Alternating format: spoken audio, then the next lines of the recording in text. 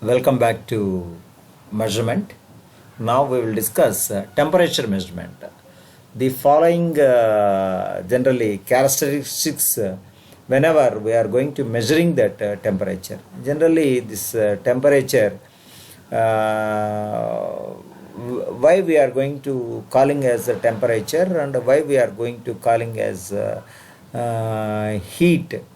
So there is a large difference is there whenever whether that system is cold condition or hot condition, so then we are going to saying as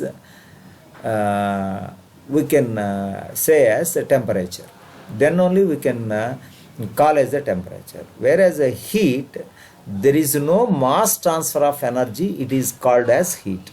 There should not be any mass to be transferred, only energy to be transferred, that is called as heat. So there will be a, when the temperature is there will be a, that there are dimensions are more, so that the system dimensions will be changed, means that the job dimensions will be changed, that ignore dimensions to be changed. So that generally we will see that electrical resistance of metals of semiconductors, it will act as with respect to the temperature, and thermoelectrical electrical and electromagnetic force, which is due to temperature difference, there will be a two junctions will be there, two metal bodies or two metal alloys joined together, and then we are going to measuring that temperature. So another one type of the change in will be there, color change will be there due to that radiation, and then emitted that by that hot body with respect to the change in the temperature, with respect to the change in the temperature. So the generally the characteristics we can follow that temperature. So now we will see that how that temperature measures are there, how many types of scales are there. Generally Fahrenheit will be there, degree Fahrenheit, generally we are going to calling as degree Fahrenheit, and degree Celsius and degree Kelvin. Generally this most you see that in our day-to-day life, they never call as degree Fahrenheit, degree centigrade. Generally the engineering people will call as degree Fahrenheit, okay, degree centigrade. Whereas coming to the picture of Kelvin, they never speak as a degree Kelvin. They never speak. Why? Because Kelvin, Kelvin, Kelvin. But we have to pronounce this degree Kelvin. Then only this correct will be there. Generally, temperature is the measure of thermal energy in the body. Yes, whatever that energy is there, thermal energy means heat energy will be there. That heat energy we are going to measuring. So that heat energy, either it is cold or hot, only that. Normally we are going to measuring the in this degrees by using one of the following skills, means degree Fahrenheit, degree Celsius, Celsius or centigrade, degree centigrade or degree Celsius, degree centigrade or degree Celsius, and Kelvin. Okay.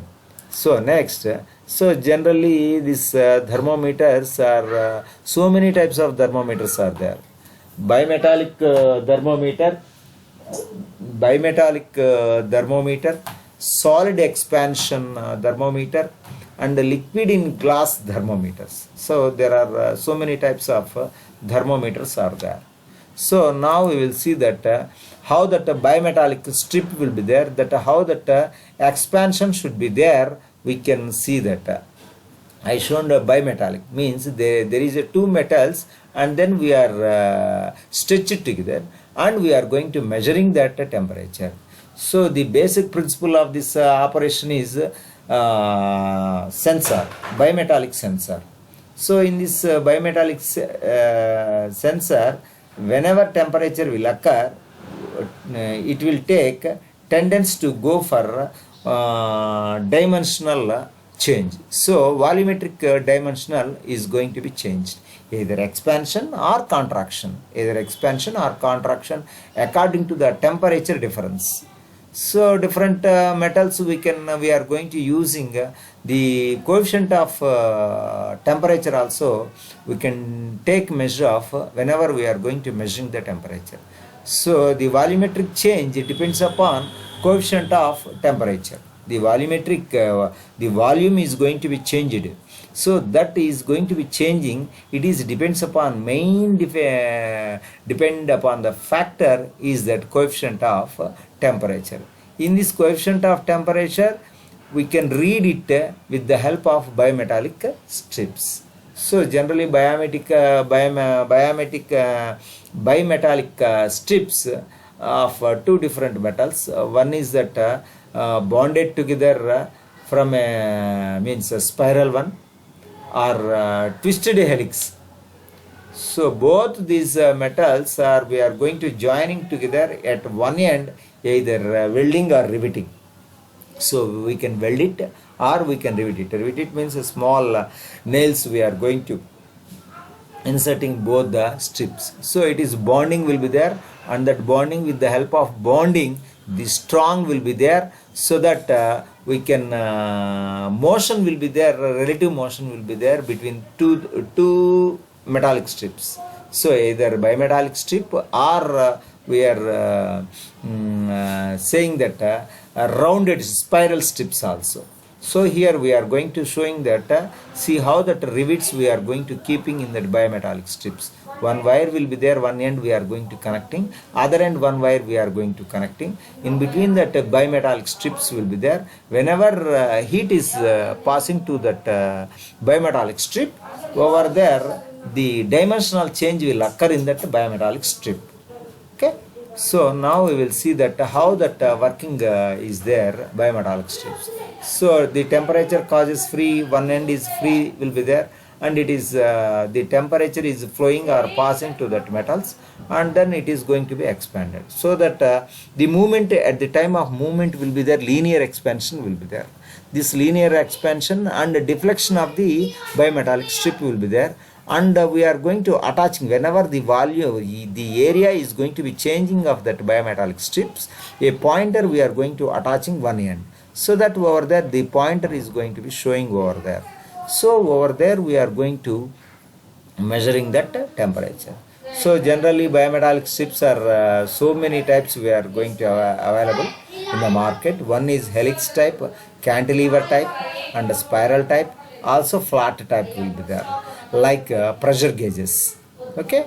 So next we will see that what are the advantages will be there this with the help of bimetallic strips. With the help of bimetallic strips, we can measure that maximum temperature 500 degrees centigrade. We cannot use that in boilers also, this bimetallic strips. So power source not required. There is no need of power source. Only the temperature should be there. Okay, then pointer is going to be one of the greatest advantages is bimetallic strips or spiral type. There no need of power. That is a very good advantages in this bimetallic strips. So it is very robust and easy to use and cheap. Very strong. It won't be. We can use like anything. Okay, we can use wherever industries, wherever it will be there. We can use it. But that limit. But the limitation is there up to that maximum 500 degrees centigrade Celsius. Okay, wherever advantages will be there, same disadvantages also will be there. So not very accurate. Limited applications, manual reading is acceptable. So, and then one more disadvantages, it is not suitable for very low temperatures. So why? Because we cannot use this low temperatures. So because of the expansion of the metals will be that it will take so much of temperature. Okay, over there we are going to using that one. Okay, and then the device is very robustic. We can take anywhere and we can use it. That's one of the greatest advantages, advantage for this, but we can limit is only 500 degree centigrade. Now we will see that